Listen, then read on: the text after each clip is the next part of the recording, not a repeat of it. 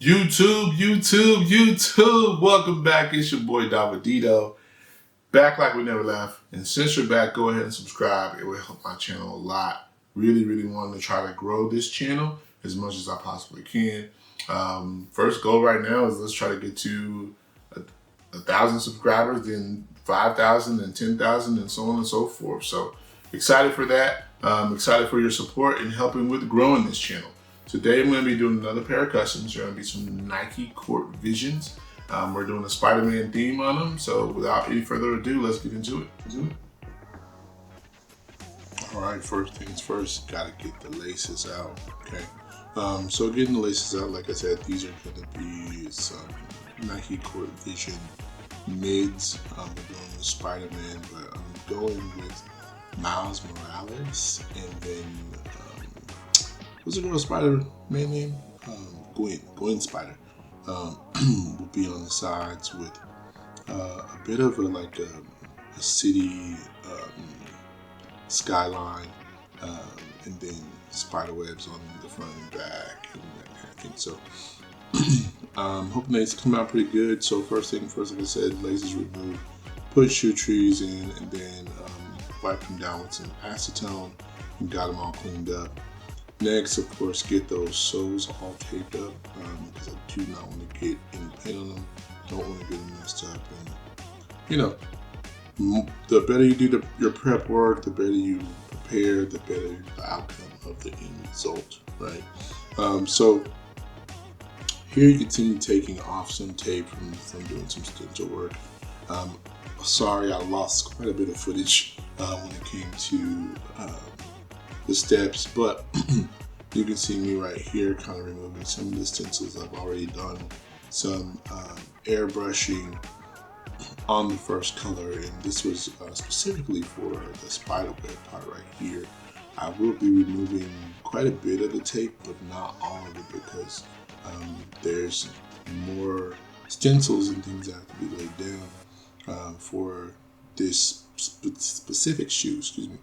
So you will see in here that this was quite a bit of stencil work. Once again, I had to go through, take the images that I was wanting to use and clean them up, make the colors very simple, and then switch them over into black and white.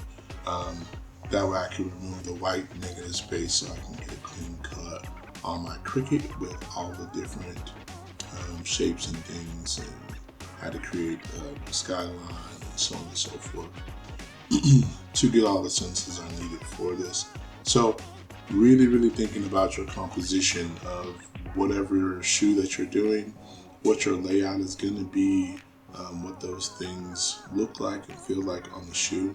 For every shoe that I do, I create a design of it in Photoshop, kind of lay out all my panels where the color is designed, so on and so forth.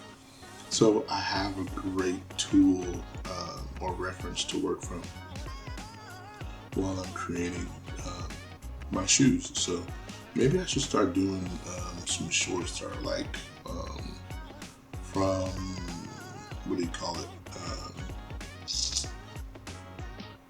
From reference to reveal or something like that, you know what I'm saying? Like just a little quick video so people can actually see a little bit of the designs that I do for the shoes, or just start incorporating them in the full length videos of me putting together these shoes. But here you can see me cutting out the stencils. I'm doing it in two parts. I have the outline and then the internal part of the cutout of the characters. So on these cutout of the characters, what I did, you'll see the silhouette, but that actually has all the little pieces still in it of the stencil, and then I'll kind of work through them, removing and putting back, and adding in different colors and that kind of thing. Right now I'm going to go ahead and switch these over to some transfer paper, and that way it'll make it easier for me to apply it to the shoe. just cutting those out, just trying to get everything laid out, and making sure that they're both going to fit on one piece of transfer paper. Got to save those materials because they cost money. Just saying. But I like to try to make sure that the transfer paper is very, very, very well adhered to the stencil itself. That way, when I pull off the backing, I have less work to do, and hopefully it transfers a lot better. So you'll see me kind of smoothing some of that transfer paper out on the top of the stencils before removing the backside of the stencil from the transfer for paper. So quick little tip for you on this: when you're removing the back of that stencil, that white piece of paper, one, take your time, but two, make sure that you're pulling from a corner, right? And you're folding it back on itself, and you take your time and kind of peel it back at an angle. You kind of see what as I'm doing that right now, but I'm also pressing the stencil itself back into the transfer paper as I'm pulling it out. Like I said, these characters had all the little pieces on it that I need to remove. Here you can see I'm just trying to finalize where my layout of the stencil is going to be and how it's going to sit on the shoe. And then, you know, after that, it's just trying to work it in, remove the transfer paper, use heat gun as needed. Sometimes you need to, just to make sure that things stick. You can see me here with my little weeding tool, just trying to make sure that I keep all those pieces on the shoe and connected, and moving forward that way. So I wanted a comic book like splatter on these. That's kind of what the stencil that you see me removing right now.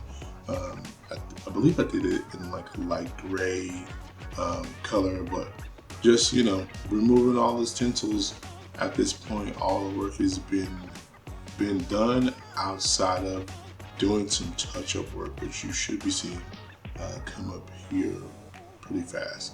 So one of the things with doing characters, especially this detail on shoes, a lot of touch-up work, right? So I spent a lot of time with a thin brush and just trying to clean up my lines, fill in spaces, gaps, make sure everything looked very, very crisp and clean, and just trying to pay attention to the details so I can get the best result, you know, at the end of the day when putting these shoes together. So very, very time consuming if you haven't done something like this before, especially when it comes to characters.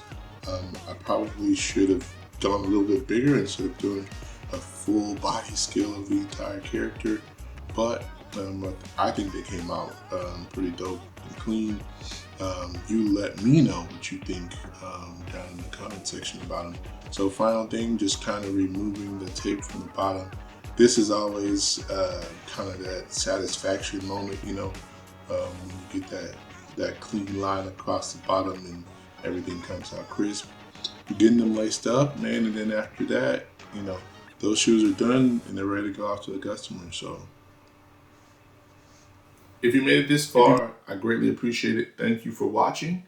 If you have not yet, subscribe. I am trying to grow this channel. The only way I can do that is with your support. If you like the content of the video today, go ahead and drop a like. Leave a comment. Let me know if you liked the shoe, didn't like the shoe, something that you would have done differently. If you're interested in getting your own custom, go ahead and shoot me a DM on my Instagram. It is at davidedodesigns. You can reach me there, and then we can kind of talk through the process and what that looks like. Until next time, remember, fear is fake, and creating is problem solving. Peace. To the race, let's go. Forward.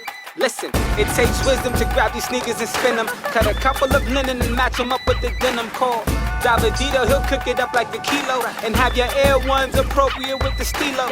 He's no Lilo, but he's mean with the stitch. Got supreme lean dreams with a season to